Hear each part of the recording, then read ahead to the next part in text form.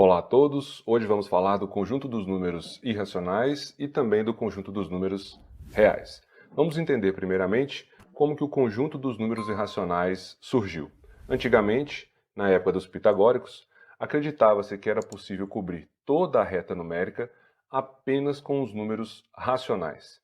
Por exemplo, aqui eu marquei os números inteiros, pelo menos alguns deles, 0, 1, 2, 3 e assim sucessivamente, menos 1, menos 2, menos 3 e assim sucessivamente.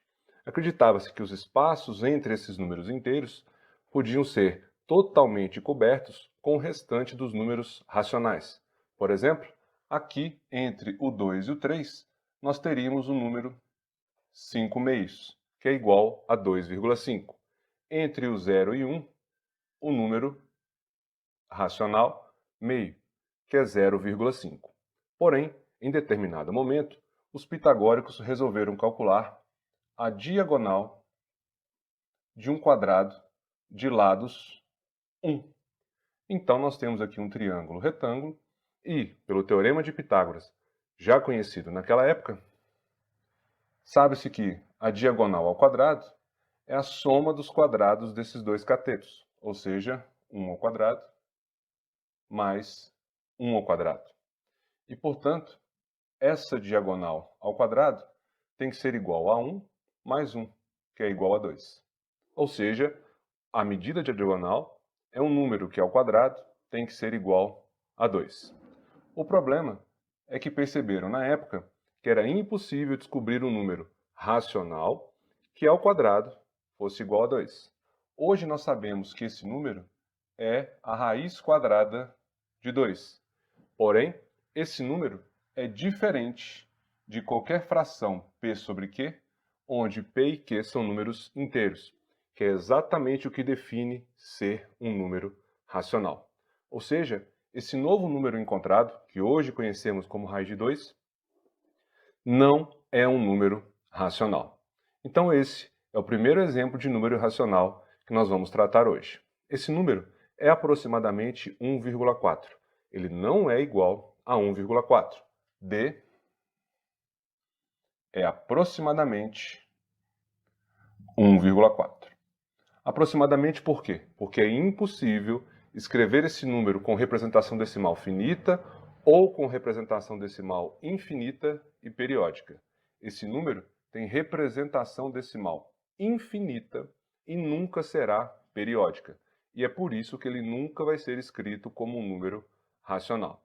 Sendo assim, esse número é o primeiro irracional e ele está aproximadamente aqui, raiz de 2.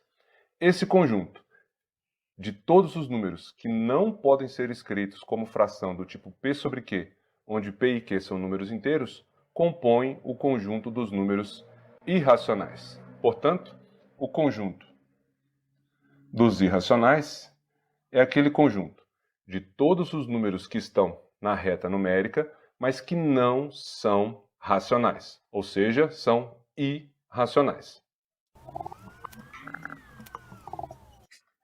Esse é o conjunto dos irracionais.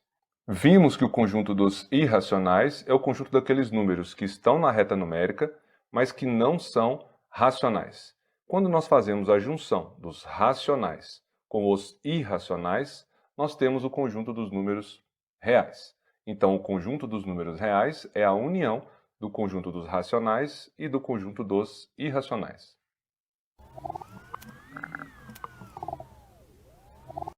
Na aula passada, nós vimos que o conjunto dos naturais está contido no conjunto dos inteiros, que por sua vez está contido no conjunto dos racionais. E acabamos de ver agora que o conjunto dos irracionais não possui interseção com o conjunto dos números racionais, ou seja, um número só pode ser racional ou irracional, nunca as duas coisas ao mesmo tempo. Então podemos montar um diagrama para ilustrar todo o conjunto dos racionais e também dos irracionais, e a junção desses dois conjuntos vai formar o conjunto dos reais. Vejamos como fazer isso.